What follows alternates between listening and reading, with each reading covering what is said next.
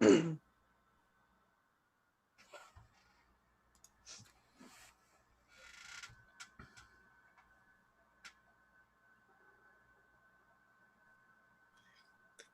right, I'm going to go ahead and get started here. Hi, everyone. I'm Morgan Zients, the webinar manager here at Jotform, and I'm very excited to welcome you to today's session, Everything You Need to Know About Email Marketing in 2021. Email marketing trends, like all marketing trends, are constantly evolving. All right, I'm going to go ahead and get started here. Hi, everyone. I'm Morgan Zients, the webinar manager here at Jotform. All right. Hopefully the echo stops now. Email trends, like trends in other marketing venues, are always evolving. And in our new normal, it's more important than ever to understand how to best reach your customers. Over the past year, as many of you know, a year and a half, in-person events and opportunities to connect with customers and prospects in person have been almost entirely eliminated. And that's left marketers with extra space to breathe new life into long-time marketing standards like email. So today we'll be hearing a conversation between two experts in the email marketing space, Forbes small business columnist Jean Marks and Matthew Montoya, channel marketing and enablement manager at Constant Contact. Jean is the owner and operator of Marks Group PC, which provides technology and consulting services to small and medium-sized businesses. In addition to giving advice to SMBs, Jean is a small business owner himself, so he lives in the world of small business trends, including, but definitely not limited to, the latest in email marketing. As one of the faces of Constant Contact, Matthew, at Constant Contact, a leader in the email marketing space that you're probably all familiar with, Matthew has taught over 15,000 small businesses, nonprofits, and individuals to work smarter. His role and his passion are to provide guidance and help those individuals and groups succeed in building a professional brand online, attracting new customers, and selling more of their products. I will be turning things over to our presenters momentarily, but before I do, I wanted to talk briefly about Jotform's integration with Constant Contact, which can be a very valuable tool if you're already a user of both, or if that's something that you're considering. Jotform's drag and drop no-code form builder integrates directly with Constant Contact so that you can automatically send data from your forms to a targeted recipient list. You can map fields from Jotform directly to Constant Contact, which allows you to maximize your potential to reach prospects and customers without having to double any of the efforts that you're making. Among other things, this integration can help you attract new users to your lists, keep your subscriber information current, and allow you to create customized forms and targeted emails. All right, so without further ado, I'm going to turn things over to our presenters to get started. I'll be back for Q&A, so I'll be moderating Q&A throughout the session today. If you have any questions as we go, just drop them into that Q&A box that you see at the bottom of your screen. And we've also taken some questions from registration, so we'll do our best to get through as many of those as possible. You'll probably find that Jean and Matthew cover a lot of your questions throughout their conversation either way, but stay tuned. And on that note, I am going to mute myself and turn it over to Jean to kick us off.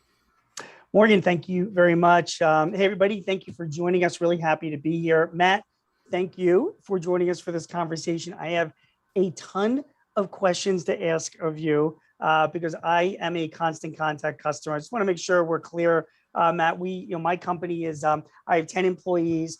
We do technology and consulting work. But we use Constant Contact for a lot of our marketing. So I've got, I think we do a pretty good job with our email newsletter marketing, Matt, but I know there's a lot, that I can learn from you. And there's some specific things that I want to talk to you about. Now, you've talked 15,000 businesses. Did I hear that right?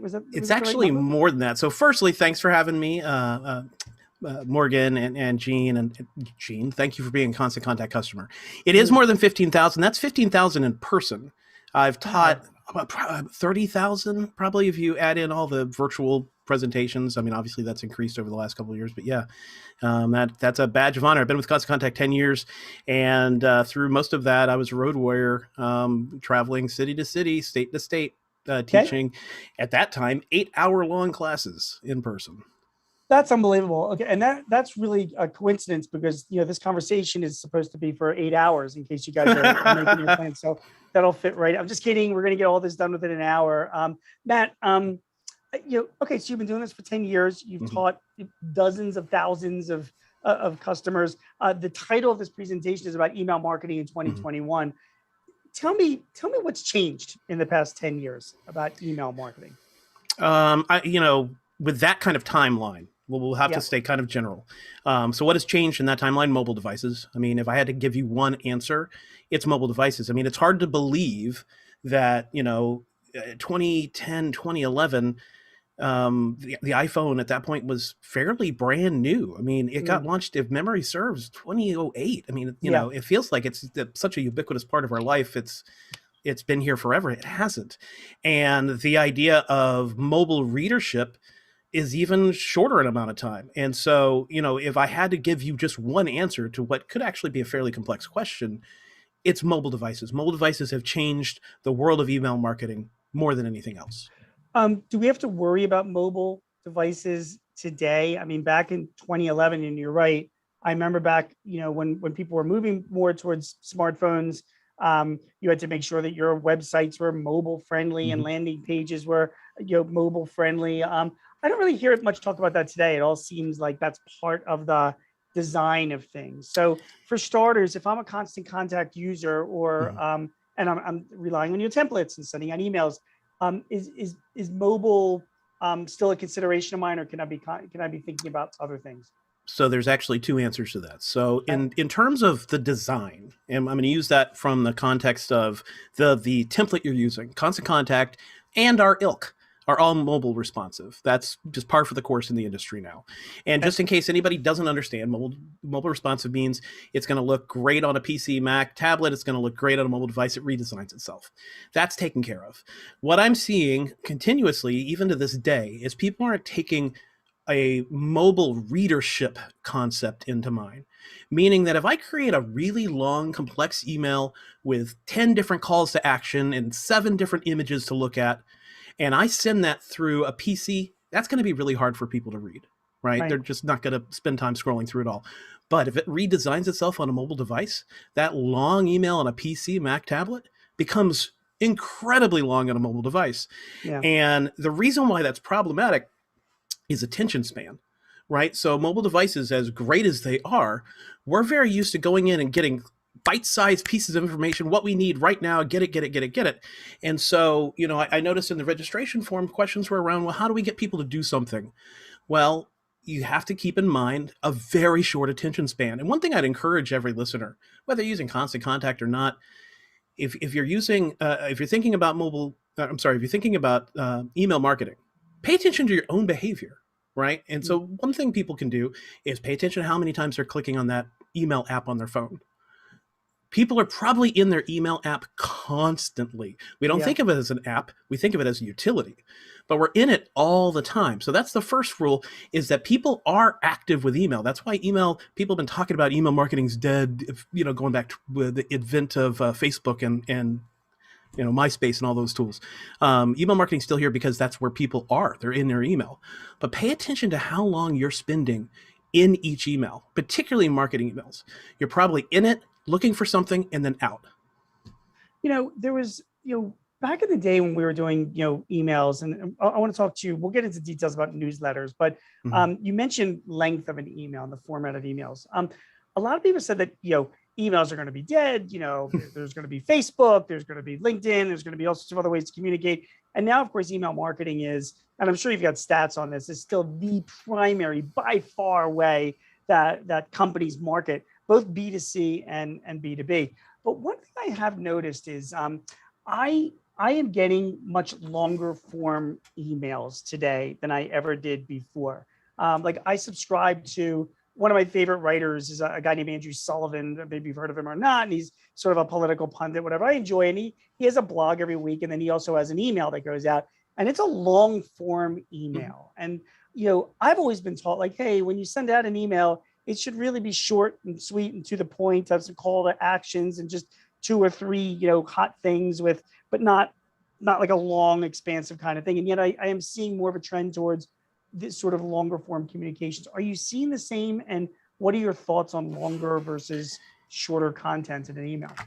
I'm gonna, I don't know everybody on this call, so I don't know everybody Yep. that's watching right now. So I have to be very careful with giving specifics when generalities actually apply. Okay. But that said, it's all about the relationship you have with your audience, and it's all about the expectation of that audience. And so I would opine, Gene, that you go to that content and you like that content because their value proposition for you is this education, is their brain, is their mind. And you might be getting other emails like that because you literally subscribe and you mentally subscribe to that kind of thought leadership and that kind of information. For a typical, and that's why I led off with this generality kind of asterisk. Mm-hmm. For a typical B2B, B2C nonprofit, you really have to think about the relationship and the expectation of your audience when you think about the link of the email. For most businesses, for most nonprofits actually have a little bit more wiggle room than a for-profit. But you have to think about like, okay, what is the depth of my relationship with my audience? How personal can I make this content to their needs? How relevant can I make this content to them?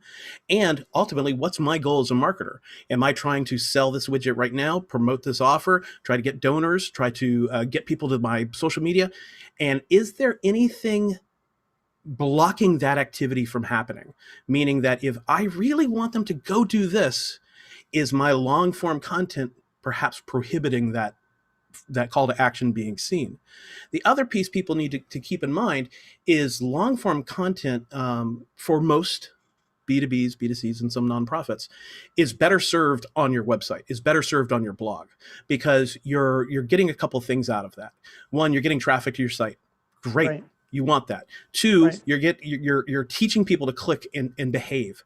And when you get people to click, two things are occurring. One, you're teaching them to do it and you want them to do it in future emails. But more importantly, that's the first yes you're getting, right? So if we're trying to sell somebody, whether that's a donation or that's a product, getting that first yes by clicking, that first acknowledgement, is actually the first step into getting the sale. And so the more we put up barriers to people seeing our call to action, not only are we maybe not getting the behavior that we're looking for, but ultimately the biggest benefit to email marketing is the trackability. And so you're losing the visibility of what that particular contact is most interested in.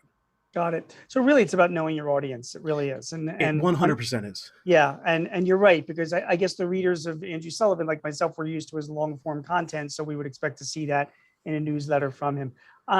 Knowing your audience, that has to do with the data, the customers that you have.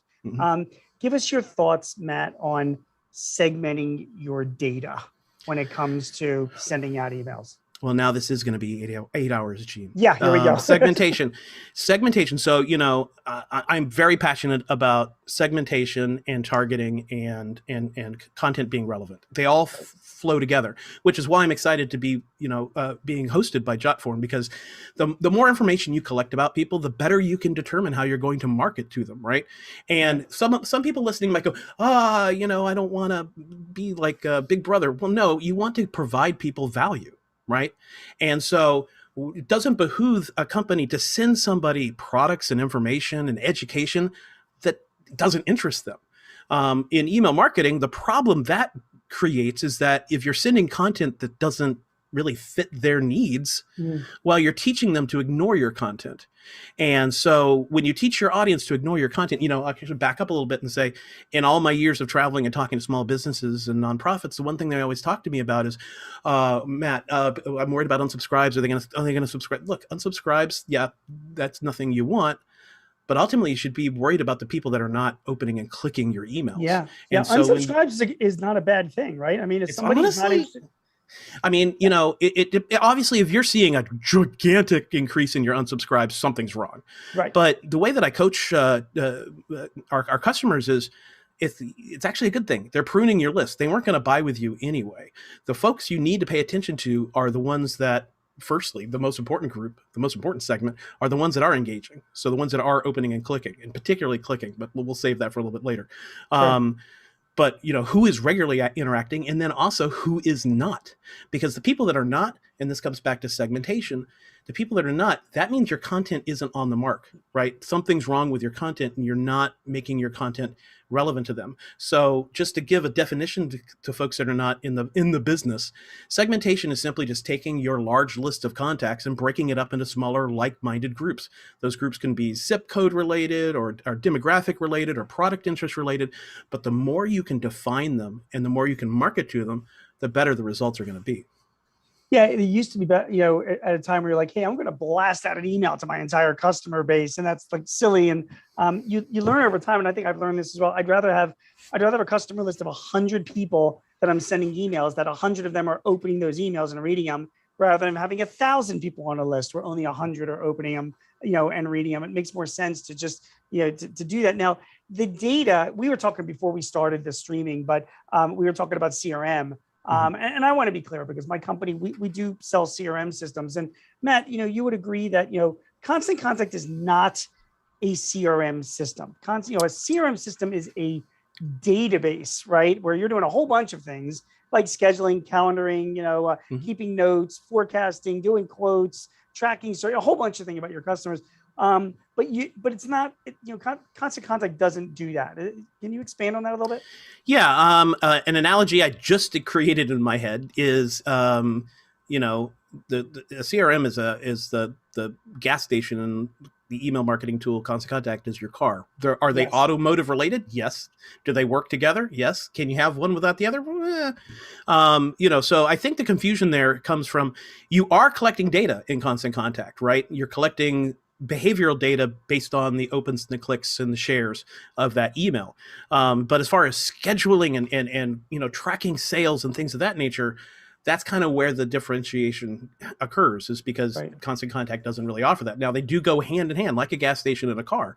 I would argue that the third pillar of this is a tool like Jotform, where you're getting top of the funnel information, you're getting data, beyond what you can get from email marketing. You're tying that together with your email marketing, you're tying that together with your CRM, and it kind of creates this entire ecosystem where you're collecting information, you're acting on the information, and then you're categorizing the information through your CRM.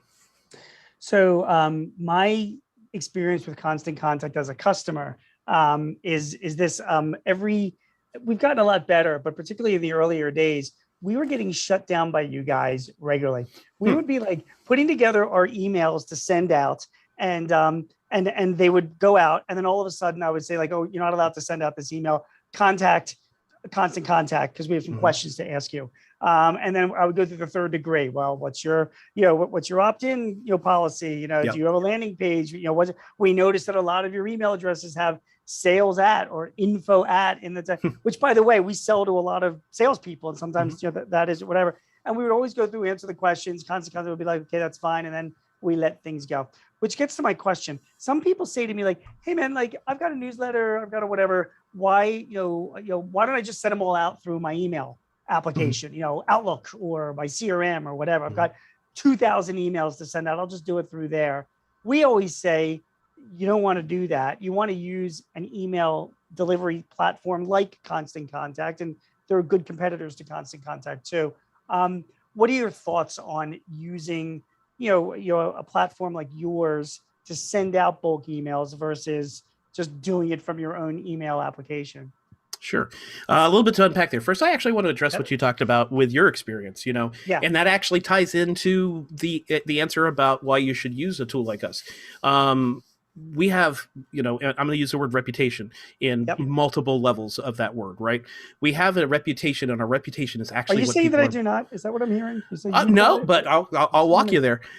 We have a reputation. Well, you have a reputation too, but we have a reputation, and that's actually what people are buying, right? Is that we've been in business for 25 years, and we are very good at policing what people, and I don't want to make that be a scary word, but we are monitoring how quickly somebody uploads a large list. What are some of the email addresses on that? We're actually doing that to protect all of our customers. One behavioral thing we'll see, just to give you a little inside baseball, is that generally a small business will upload their first list of, let's just say 1,500 contacts, and then they'll add 10 a week or, 25 every couple of days, or it's nothing huge. Right. But when you see a giant spike and a giant spike and a giant spike of email addresses being added, that's almost always a spammer, right? And so that's one way we protect everybody, and that's one way we protect our group reputation. Yes. But let's walk back to the Outlook question, the Gmail question. Great tools, right? I use Gmail Well, wait, every day. before you even get back, Yeah. I sorry to interrupt you on that, but when you talk about reputation, your job is to deliver my email. Mhm. I mean, in the end, that's your job. And because of your reputation, the major email services around the world, the Gmails and the Hotmails and the whatever, I'm assuming that they know where the emails are coming from, and they're Mhm. like, okay, this is coming from Constant Contact servers, so we have confidence that there was some due diligence done. Like, Yep. this isn't just some guy spamming. Is that? Yep. Exactly right. And, with Constant Contact being in business for 25 years and our reputation being the sterling reputation that it is, Yes. we get very little trouble from all the inboxes of the world. And so, what we do is we make sure that we keep spammers out and we let legitimate small businesses and nonprofits do their job. But let's walk back to the Outlook and Gmail question of, hey, why shouldn't I just send out 5,000 emails through my Gmail? Number one answer is you're breaking the law. And that's not to be scary. There is, in the United States, something called the Can-Spam Act 2001. And what that says is that you cannot solicit for business in bulk via email without giving people the ability to unsubscribe. I can't unsubscribe to your Gmail, Gene or Morgan's. Like, you can't, right? And so you're going to get in trouble with the law. Well, probably not. But there are even more draconian laws around the world compared to the United States. But let's take that scary law piece off and just talk about trackability, right? As I said earlier, one of the most important pieces of data, one of the number one reasons you want to use a tool like Constant Contact is that Constant Contact reports who clicked on what. Knowing who clicked on what, knowing that Morgan clicked on this article and Gene clicked on this article. I now know, based on that article, based on that product, based on that feature, based on whatever I'm trying to say, I now know that, okay, I want to make sure I target Morgan with this and Gene with this. And that's the beginning of segmentation. And what's really cool about Constant Contact is we have reporting that will automatically segment for you. So the second Morgan clicks that button, she can be segmented into a new list or a copied list, and you can actually automatically send out marketing based on what she was most interested in. So it comes back to that relevancy, right? Of making sure that our content is relevant as possible. You can't do that with Gmail, Hotmail, etc. You talked about reporting, so let's talk a little bit about metrics. Yeah. In 2021, what are the metrics that myself as a business owner should be tracking when it comes to email? Is it still clicks and views? I also heard that, I think I'd like to just jump on you and all these. I heard, like, in Outlook, for example, if I just have it in my inbox and I'm seeing a view of the email without clicking on it, that could still be counted as a view, even though I'm not even really reading the email. So can you elaborate on some of the metrics that are critical that we should be watching on, and what really makes sense for us? Yeah, so I'll give you a very succinct answer first, and I'll go longer. Yep. Clicks, clicks, clicks, clicks, clicks, clicks, clicks, clicks. Good. So there's a couple of pieces, and give me a little space here because I'm gonna throw a lot at you with go ahead. Open rate has always been the most attractive metric for a typical small business or nonprofit. To pay attention to. They obsess about it. My open rate's increasing. My open rate is good. It's bad. It doesn't matter. I always thought that was baloney. Yeah. I mean, it the doesn't open matter. rate is irrelevant to me. It's human nature. If you give people 2 different numbers or 3 different numbers to look at, they're going to pay attention to the bigger number. And open rate is inevitably going to always be the bigger number. Right. The problem is that it's riddled with flaws. Now, the first flaw is what you just described. A tool like Outlook, a tool like Gmail, common email tools will give a preview. Well, the way that Constant Contact and everyone in our industry track opens is we hide a 1 pixel by 1 pixel image in every email. When images are displayed, that counts as an open, all right? But a preview displays the images. And so somebody may have just been zipping in and down, up and down their inbox. That email flashes for a second. You're counting that as an open. The other problem is that just looking at the opens doesn't really tell us anything. Did they like it? Did they open, immediately close it? Were they engaged? Were they passionate? We don't know. And there is some changes coming with iOS, with Apple's software, that they're actually going to be automatically counting every email. They're going to automatically be downloading the images, whether you open it or not. So the second it hits the inbox, it's going to count as an open. So open as a metric is actually, thankfully, going to be diminished. Hopefully people just stop paying attention to it, because if there's one mantra I've been repeating for 10 years is stop focusing on the opens. It's great for trends. It gives you some ideas on, are my subject lines kind of resonating with my audience? But ultimately, click-through rate is the number to focus on, because that is telling us they got the email, they opened the email, and specifically, what did they find of value? One other question I have for you on opens is, would it at least tell me though that an email, it did get viewed, it didn't go to a spam folder, in other words, is that some indication? Like, if it made, a lot of us don't look at our spam folders, or a lot of people, when they see the spam folders, they delete what's in it. So I'm just trying to rescue the open rate as a metric, like in some way defend it, saying like, okay, well, at the very least, it should tell you that it did get delivered to, to the recipient. But is there a better metric that will at least track deliverability? I do want to know that my emails are getting through to recipients, and then I'll worry about why they're not clicking on stuff. Previous to this year, I would have said yes, Gene. That's a good way to look at open rates. Is, hey, it got delivered, but and do understand, Apple hasn't really given a whole lot of guidance on how this is going to work. Right. But with this announcement that Apple is going to count every email as opened, you can imagine that we can't really trust that as a metric of did it get in the spam folder or not, because apparently, and again, we're still all discovering what's in Apple's brain right now, but apparently it's just the moment it hits the inbox, it's going to count as an open. So I don't know that we can even use opens as a way to confirm it did not go into spam. I would hope that they don't do that. But this may be causing panic in people's minds right now, right? Maybe this is the first time you've heard about these Apple security changes. First of all, it's opt-in. And so not everybody is going to opt in. But that said, no one should have been resting the entire laurels of their email marketing, their entire success of their email marketing on open rate to begin with, because it's always been riddled with false positives and false negatives. It's going to be a little bit of a human nature shift, which is like click-throughs are going to always be lower, but click-throughs is where the gold is, right? Because just because somebody read it doesn't really tell you they read it. Right. Okay. Fair enough. All right. In the limited time that we have, I want to get your thoughts and some advice, best practices, some of your thoughts. So first, I'm going to throw out at you some different email marketing terms, and I want you to come back to me and say, okay, Gene, here's my advice for you on this. So the first one is subject lines. Go. All right. Subject lines, first, short. All right. People love to write books of subject lines, 5 to 7 words. You want to make sure you do your best. Now, every business is different, right? Everybody's different. So let me actually cap that off with test. Constant Contact has A/B split testing for subject lines. Test your assumptions. But other things people can consider is repetitive subject lines, the same subject line month after month, week after week after week. Usually not the most successful model. Try to employ personalization. So Constant Contact actually gives you the ability to say somebody's name or other pertinent data, and that comes back to Jotform, right? The more information we get from people, pertinent data in the subject line, you're going to increase your opens and thus your clicks, because people love to see their name and other pertinent information in the subject line. The last piece will actually answer, the last thing I'll say on subject line will answer a question that came in from the registrants, which is what's more important, the subject line or the text? It's actually neither. The most important part of what's in the inbox is who sent the email. It needs to be familiar to your audience. So, for some people, that's going to be your name, right? Because the company is yours. In other cases, the company is the company. You want to make sure that from name is recognizable to the audience. The second most important part is something called pre-header text.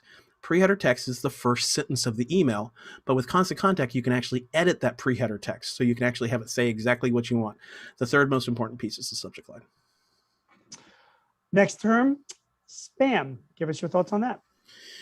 Spam. Don't be a spammer. I mean, the best rule of thumb is put a critical eye to your email marketing. Try to avoid things that spammers do. So especially around in the subject line, don't overdo it with punctuation. Punctuation is sometimes used as a way for spammers to get around using words. Pay attention to the words you're using. Is it a word in your subject line that spammers would use? Credit, weight loss, savings, mortgage? Those are words that may be associated with spam and you might get in your spam folder. The last thing I'd encourage you to do is if you are a Constant Contact user, we have an email assistant that will actually scrub your inbox and scrub your header options, which is what's seen in the inbox, and part of the body, and give you some ideas of what you might be doing wrong. Newsletters. Why did you get your thoughts? You threw me for a curve on that one, Gene. Oh, yeah. Here's the thing. Wait.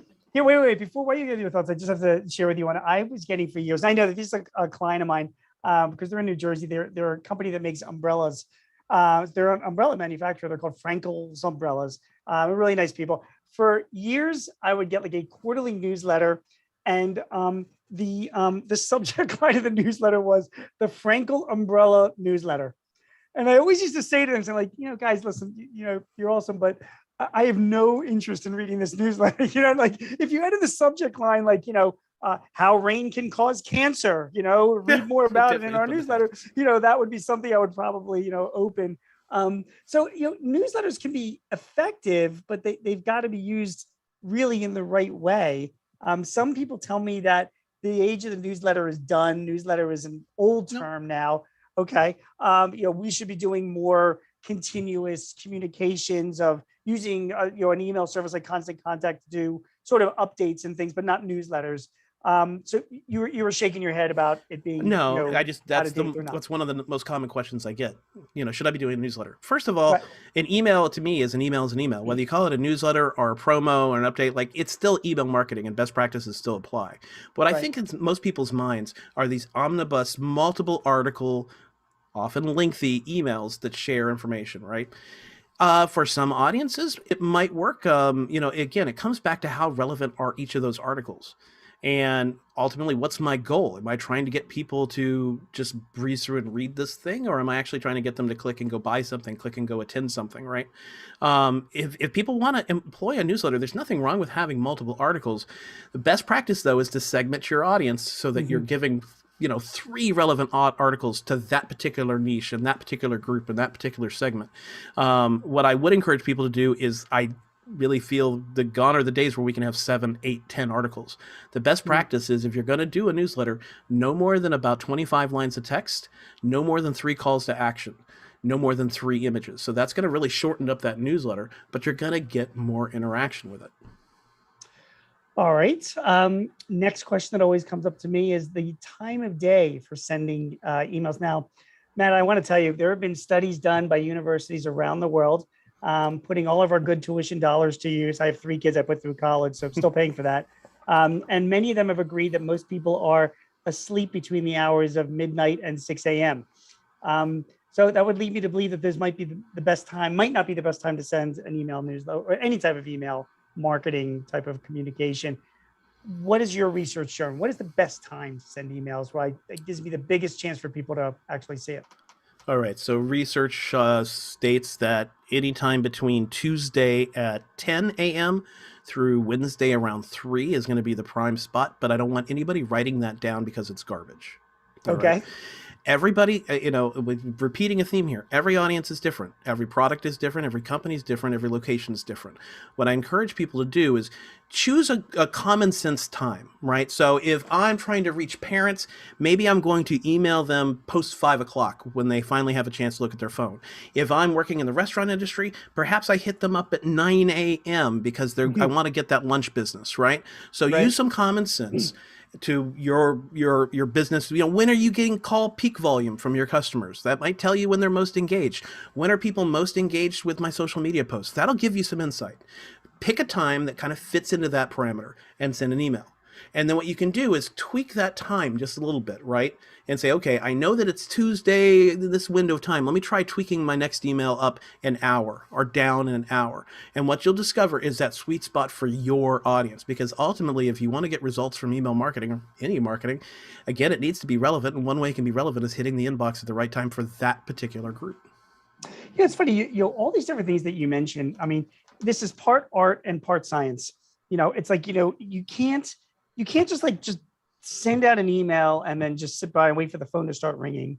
It's all about measuring, seeing what's working, seeing what's not working, and then doubling down on what's working. Time of day is a perfect example. You just gave that. I mean, there is no specific time of day where it's best to send your emails. You know your audience that you're sending to them the best. So you've got to test out different times and say, okay, I'm getting the most response when I send out an email at 1:30 in the afternoon to this group. So therefore, in the future, that's what I'm going to do. So, and don't always rest on the assumption either. So one thing a person can do, now this takes a little bit of work, right. is, try breaking your list up to try different day parts. So this group will get this time, this one will get, but have the content be the same. Have the subject line be the same. That'll give you an idea much quicker of, okay, this day part is perfect for this particular group. You can even experiment with days with like that right. as well, if you're willing to experiment. Right. I think your answer to this is going to be similar to the answers that you've given for some of my other questions, but I'm going to throw out the next term to you, and that's frequency. People ask, how often do I be sending emails? Should I be doing it once a month? Should I be doing it once a week? It depends, right? It depends on who's getting it. Yep. So again, it's every audience is different, every business is different. But in the core of that question, Gene, I think a lot of people really mean, am I sending too many emails? That's what they're really worried about, right? Here's the thing. It comes back to relevancy. Right. I open an email that I get 2 emails a day from this organization, and I open both of them almost universally, and it's from my bank, right? That content is relevant to me, right? If I get an email from my child's school, I'm opening it. Why? Yeah. They can send me 3 in one day. They can send me 17 in 1 week. I'm opening every one. That's relevant content to me. So do I suggest people watching today send out 17 emails this week? No, I do not. But what I want you to keep in mind is it all comes back to that core theory, right? The more I know about my subscribers, the better I can market to them. The more I know about my customers, the better I can service them. That's where Jotform and Constant Contact really work so well together, as we can learn more about our customers, our consumers, our stakeholders. But let's come back to how often I should send. So our biggest concern is organizations to do one of a couple of things. One is they send a bunch of emails around an event, and then they're radio silent for 6 months. You're just basically begging people to ignore you once you start emailing again. It's not the a other relationship. problem. No, well, because people get in habits, right? The other thing we get disturbed by is where people just do a quarterly email. You're certainly not getting the response you deserve there. So what we suggest is at least once a month.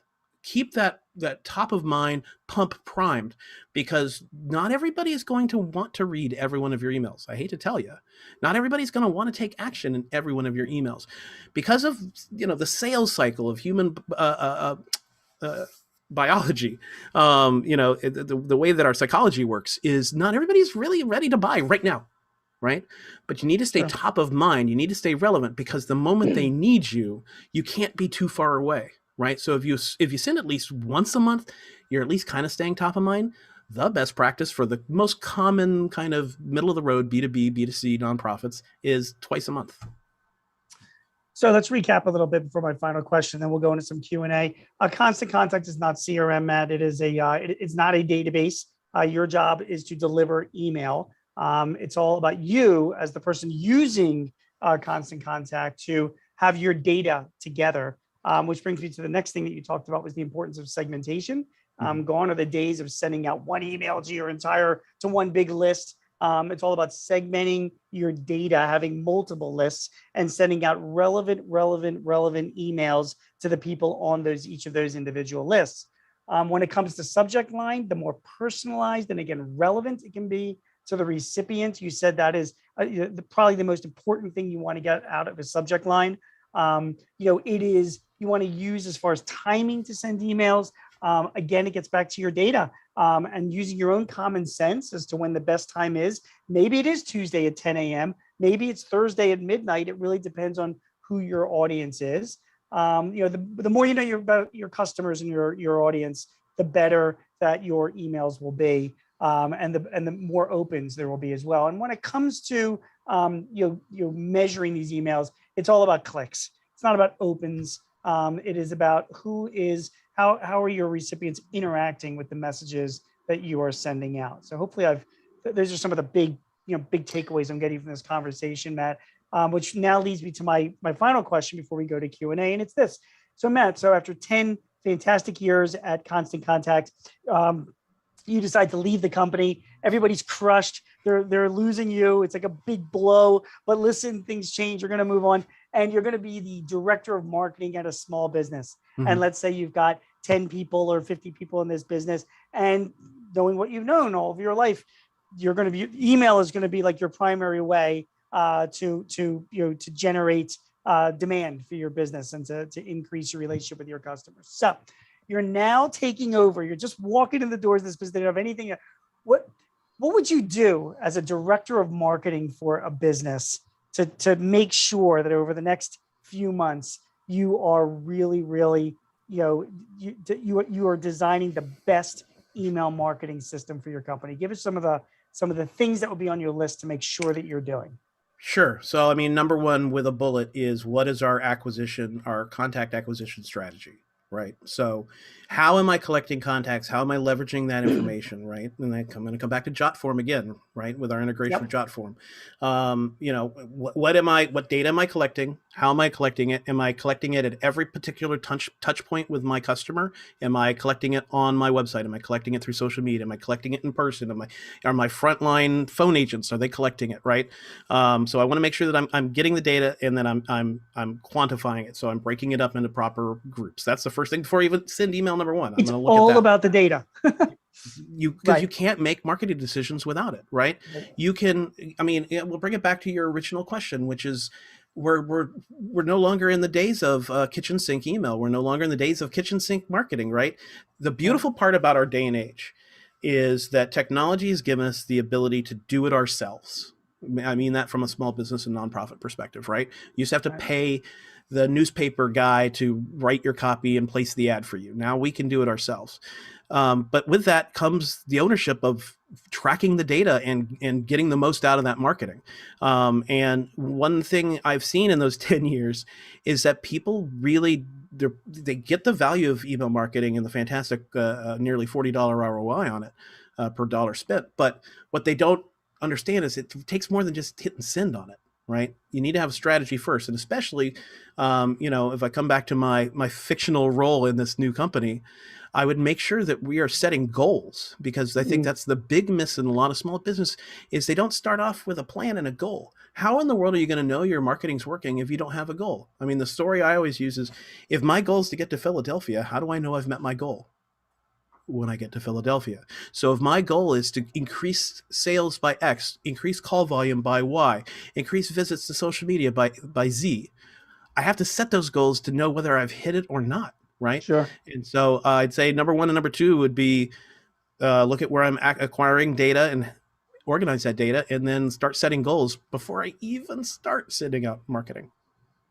That is just a great response. And it's funny that you mentioned about setting the goals, because I think a lot of people get confused that if you're getting clicks, that's great, but are they turning into sales in the end? Are they turning into leads, and are they turning into sales? And you've got to establish what your definition is of leads and sales in advance, what your goals are, so that you're following through with them. Great stuff. Morgan, I'm going to why don't you unmute yourself and jump in? I know we've got questions and also some questions that were provided in advance. I don't know if I've covered all of them, but why don't you throw out a few if you've got. Yeah, great. Well, first, I just want to thank you both. This has been outstanding. I've also heard from a few other Jotformers on the line that we have all learned so much from this conversation. So yeah, me too. Really appreciate that. So yeah, you both did cover most of the questions that we got in advance, but we do have a few that have come in. I think the one that came in that is pretty similar to what you were just talking about, and setting goals and making sure you have an understanding of what you're doing and why you're doing it.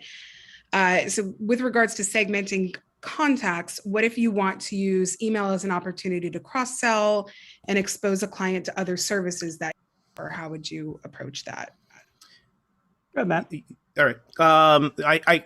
That's a very valid question, right? So you don't want to, and to be fair, I haven't seen a lot of small, medium-sized businesses get anywhere near the level of segmentation that I would be terribly concerned about the inability to cross-sell.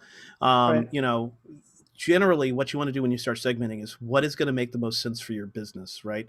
So if I'm segmenting, I may not need to hyper segment down to this person lives on this street and drives this blue car, and that's maddening. You wouldn't create marketing for them, right? So in general, if I want to use somebody that's segmented and cross-sell them, you first need to have the kind of data to back up that this is a good candidate to cross-sell to, right? And you can't carve up your group so tiny that you might miss the opportunity to cross-sell them. Another thing you can do is it doesn't hurt. So let's say that we know that this segment is interested in this particular product. Okay, lead with that product, and then lead with something you're trying to cross-sell and see if they take the bait. It doesn't mean targeting doesn't mean only show them this. It just means primarily show them this. You can expose them to other things. And the last piece I'll answer on that, Morgan, is, again, our goal is we really want them to get to the website. Let them discover all the other things we have. And ideally, by paying attention to SEO and paying attention to our traffic, we'll see, okay, they're discovering this other page we have where we have other offerings. That click to the website, the benefit to it, as I said earlier, it's the first yes you're going to get, right? And you want to get them in the mindset of saying yes. But the second piece is time. So the average email subscriber in a mobile device only spending 15 seconds. But when they click, they're starting to spend more time because they've made a commitment. And so there's a great opportunity to cross-sell there. Hey, Matt, is Constant Contact really used best for prospecting, or is it used best for education and relationship building? And the background of that question, while you think of your answer, and I think you know it already, obviously, but I am terrified to use you guys. If I buy a list of leads, say all plumbers and electrical contractors in Pennsylvania, and I want to send these guys an email, saying, hey, you should buy our products. I'm terrified to use Constant Contact to do that. Because first of all, I think we're going to get a lousy response anyway, because it's just a cold email. And secondly, if we have enough complaints, Constant Contact is going to shut me down. Yep. So what are your thoughts on prospecting versus using Constant Contact as a relationship building tool? So first off, that's against our terms of use. So if you go buy a list and go use it, we will shut you down, because ultimately it comes back to the law, right? So, I mean, it's even more common sense. Like, how do people know that they subscribe to you? Like, we're a permission-based company, and anybody in our industry is. You have to have permission to email people. I mean, that's following a federal law. Now, the good news is there's two kinds of permission. You can get express permission, which is or implied permission, which is, hey, I dropped a business card in your fishbowl at the restaurant. Well, that's implied, right? They gave you the contact information. Right. And then there's explicit permission, where they're going to your website to join your mailing list, right? But if you buy a list, what level of permission did you get? None. Right. And so you're breaking our terms of service. You're increasing the odds that they're going to mark you as spam. You're not going to get a very good response rate from prospecting. But the reason why I smirked is that I don't really separate the two, right? They're all relationships. We buy from human beings. The better you can start establishing relationships, whether that's in prospecting or your regular communication, is key. And if you really want to sell people in regular communication, giving them a little education is always really smart. But let's come back to prospecting. There are very easy ways for you to start leveraging a tool like Constant Contact to quote unquote prospect, which is, coming back to your question about my fictional company that I'm leaving Constant Contact for. Mm-hmm. What is one of the first things I said I was going to do? I'm going to start making sure that my lead generation funnel is as broad as possible. And so that's smart prospecting, right? Because I already know the prospect they know me, they know my value proposition. I'm more likely to get them through the funnel. Fair enough. Go ahead, Morgan, if you have another question. I have more, by the way, but keep going. I know, and I feel like I could listen to you two talk all day long. So, well, we still have 7 more hours. Yeah, that's exactly right. So we're just warming up. We're warming up.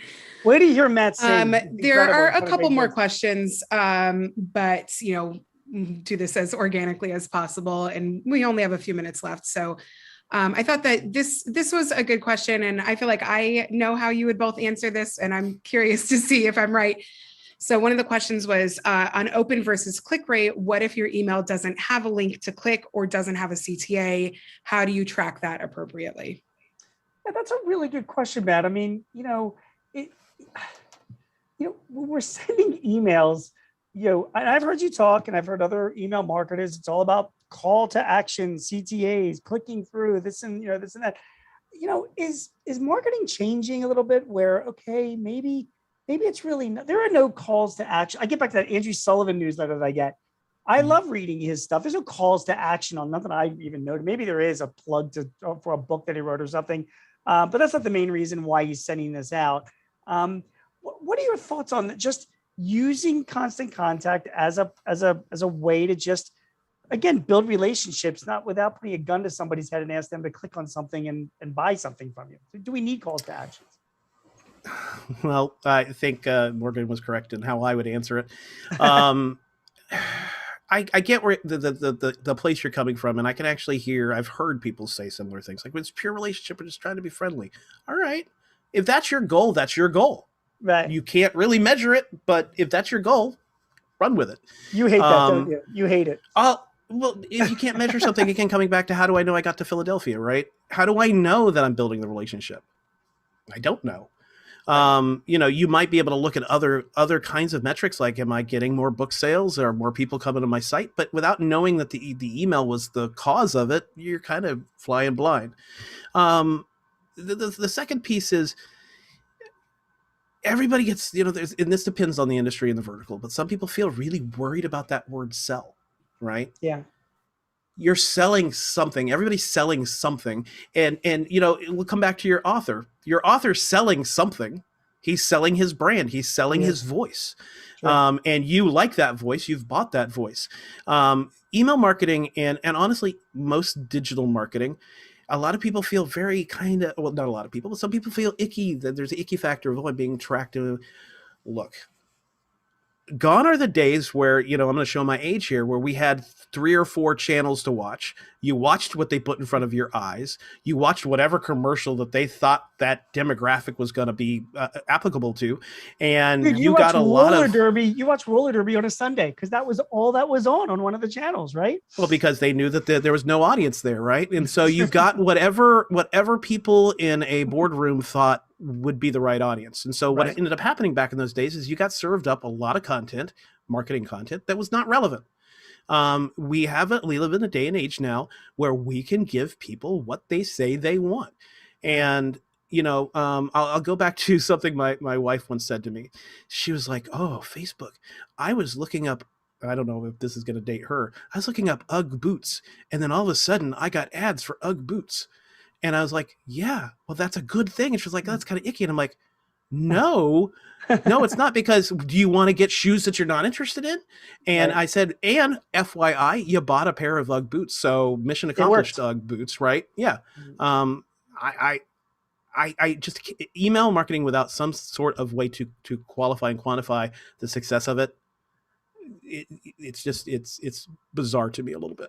That is why you would be a successful business owner, because every one of my clients would agree with what you're saying, in the sense that, like, hey, listen, man, if I'm going to spend the money on Constant Contact, and I'm going to spend the money on you, Matt, to be my director of marketing, and all of those efforts and resources, I need to see a little return on investment. Like, how do I know that this is even worth it? So I think you're right. I think you got to have those clicks and calls to actions, and you shouldn't be afraid to sell using your emails, because how else do you measure whether or not it's even worth the exercise or not? So right. Even if you're just selling that brand, just like your author, they probably would be a little better served having some sort of call to action. Like, did you enjoy today's article? Yeah. Yes. Fair enough. All right. Now Fair I know enough. they liked it. Fair enough. Morgan, anything else? Yeah, well, I want to say I would have gotten an A on that quiz. So good to hear. So yeah, I think we have time for one more question. And I thought that this was a really interesting one from the registration questions. And this might be a question for both of you in your experience. From what you've seen in data that you have, do you see a difference between open rates, click rates, whatever measurements from B2C versus B2B companies? Yeah. Yeah, Matt. In fact, yeah. So not only do we see differences in them, we see differences per vertical. So, this comes back to every business is different, every client's different, every lead's different, every location's different, right? So, I mean, just to give you a kind of example, like if we're looking at like B2B, consulting, average open rates 14%, average click-through rates 25%. If we look at admin business support type of technology companies, 16% open average, 20% click-through rate average. I mean, just there's differences in the numbers. Manufacturing, 13% click, 13% open. But then we look at B2C, restaurant industry, 13% open, 6% click rate, Wow. right? Wow. Childcare, 23% open, 11% click. And like, I'll give you one more. Travel and tourism. And all these stats, by the way, are from June. So they're very new. Travel and tourism, 32% open rate, 10% click. So even if we look at B2B, B2C, there's variance, right? And that comes back to kind of the theme of this talk today. No one group is the same, and that includes everybody that's watching, customers and leads and stakeholders. And the more you can pay attention to, as best you can, the segments of your list, the segments of your customers and your stakeholders, and communicate to them relevant content, the better, because everybody's different. Matt, it's funny, just a personal story, the one industry, because we do newsletters and emails too on an industry basis. So the one industry that's like the nicest that in other words, we actually get replies more so than any other industry, more clicks, more opens, whatever. Construction people. Isn't that weird? Like we sent out to construction design, and I think it's because there's a lot more smaller business owner, mom and pop type of construction, whatever. They just, even if they're not interested in something that we might be emailing them, sometimes we get replies saying, "Oh, thanks a lot, Gene. It's not something that we're interested in, whatever." And then the worst industry is the technology industry. Whenever we'll send out emails to people that are clients or customers that are in, no offense, Morgan, that are, cloud-based applications or, developers or whatever. They're the ones that are like, they just blow me off entirely. They never respond, or they hardly click through. So you're absolutely right. It depends on, it depends on the industry, depends on your segmentation, depends on the data. It doesn't really surprise me that it's manufacturing, at least in your business, because, it comes back to the B2C, B2B kind of breakout. Like generally B2Bs need the products that you're selling to do their business, right? Yeah. Like, there could be different telephone companies. I may get to do my PBX system, but ultimately I need a PBX system. So I'm going to pay attention to that. Where B2C, I got a lot of choices of restaurants. I don't particularly have to go to this place. I can go to the grocery store. I can go, to the local farmer's market, right? So it doesn't surprise me that you're seeing that with manufacturing, because that's in general true for a lot of B2C. I mean, I know we only have a minute left, but there is one thing that you did that we really didn't cover, and that you didn't mention, and there's a good reason for it, I think. But to me, Matt, like, the best response to an email that I send out is actually getting a response. Like not a click through or an open, but somebody replies to the email and says, "Yeah, thanks, Gene. I am interested in that," or "Yeah, give me a call," or "That was an interesting item," or something like that. To me, that's like the best response. Does Constant Contact even track that? Like, can you track replies to you don't know who's replying to my email. So it's another metric that you can't provide, but it kind of seems like an important metric that, we as business owners should be considering in our email campaigns. There is actually a sin hidden in that question or that comment, Gene, which is a lot of businesses that I've met, nonprofits that I've met, they don't actually think of the reply to email address. So in any tool, but in Constant Contact, when you're setting up to send an email, you can decide who the email should come from. And if somebody replies, who's it being replied to? Yeah. And the sin is a lot of people have it reply to a role address or, this general line inbox that nobody monitors, or they only monitor once every couple of days or a couple of weeks.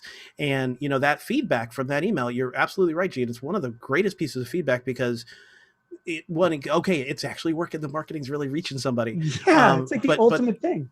As often as not, if we go negative, what if somebody goes, "I didn't like," blah, blah, blah. You don't want to just have that sit in an inbox for, a week or two.